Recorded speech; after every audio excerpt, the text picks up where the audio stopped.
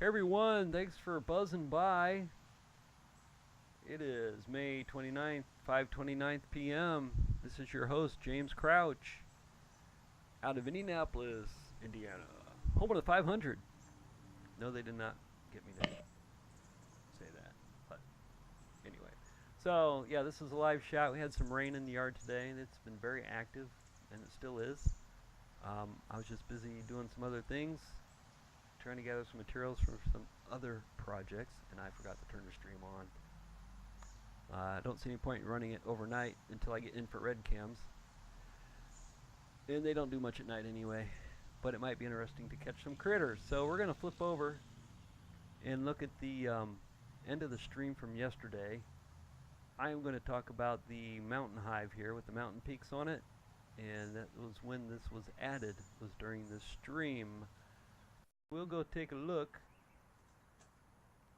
at this really cool transition I found that I picked way too long of a time for. So yeah, this is the end of the stream from yesterday. After I don't expect anyone to sit and watch entire streams. They're only up to pop in live. If you want to go back and watch them, hey, that's fantastic. You never know what you're going to see. Dogs, cats, bunnies, me running around with bees chasing me, who knows. Hopefully not. But so this is a 3-frame split. It's about, well, it was a 3-frame split. It's about 3 to 4 weeks ago.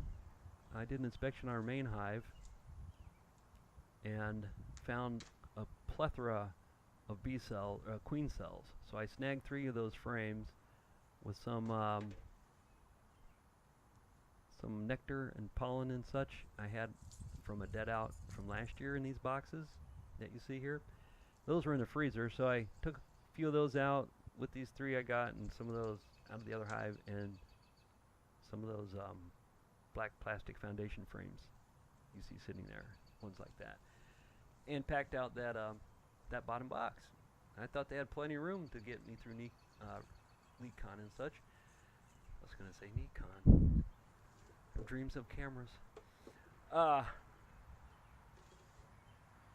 But when I got back and did the inspection, I found that it was jam-packed full of nectar and pollen, and nowhere left for queen to lay. Now there was a handful of capped brood, a handful of larvae. I really didn't see a lot of in-betweens or eggs, which is kind of concerning, so I don't know exactly what's going on. But there's they need space no matter what. So I picked up 2 new hives and then picked up 2 10-frame kits and assembled those. And I got some really extraordinary help. You can catch that in another video, which I'll try to tag that. And you can check that out if you haven't already. So what's going to happen then? I'm knocking these plastic foundations back and forth to make a B gap between the foundation and the frame, and I'm kind of doing it like a maze, just for entertainment purposes. In my head, I guess. No other good reason. And hopefully that won't be a bad thing. So then what will happen is the bees will then pull up nectar from those bottom frames onto these top frames, and they are already coming up in the box as I was doing this. So they're excited already about it, which is good. They are coated with beeswax, and they do smell like honey. So I'm not surprised that they're on them right away. And then the queen, hopefully she's there, she'll have places to lay. So I'll do an inspection here in 3 to 5 days, looking for more eggs. It could be just exactly the right time. I mean, those could be like just dead larvae that haven't been cleaned out, and the queen hasn't started laying yet because it's only been, a few weeks. So it depends on when she got out, when she got mated, when she got back, etc. All these things. But if not, if I do not see anything else in the way of eggs or a queen here in 3 to 5 days, then the drama ensues because the source of this hive also apparently swarmed. Now we caught that swarm and that swarm is exploding in a double stack box like you see on the left there, 10 frames, 2 5-frame boxes. I gave them 2 of those centerboard only frames, and they drew both those out like boom, beautiful white, beautiful golden honey, and are capping it. The other plastic frames, they are drying out. She's laying in them. Got a couple of them almost fully packed full of capped brood, and that is only, gosh, that's only 2 weeks old right there. So what'll happen, we're going to monitor the old hive. I haven't seen any eggs yet, I don't think. I think I still see a swarm cell in there, which is a little discerning.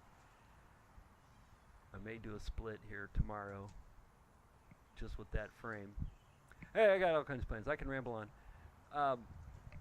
But going back to the situation, if I find there's no queen, I'll be able to pull a frame with eggs out of that swarm hive, and stick it in here, which will set them back a little bit. But I think it'll be okay, because the goal is I'm trying to propagate that Buckfast line, or at least the queen side, intentionally. Now that what she mates with, I'll never know. So we'll see. But the goal is to have 3 or 4 different genetics going on in the yard. So that's what you see right in front of you. So that's pretty much a wrap. I'm just going to let this play rather than go into the big discussion about a bunch of stuff, because this was just going to be focused on that hive. So with that, I'm going to let it play and fade down the mic, and y'all have a great evening. Please tune in, like and share. Feel free to leave comments or suggestions.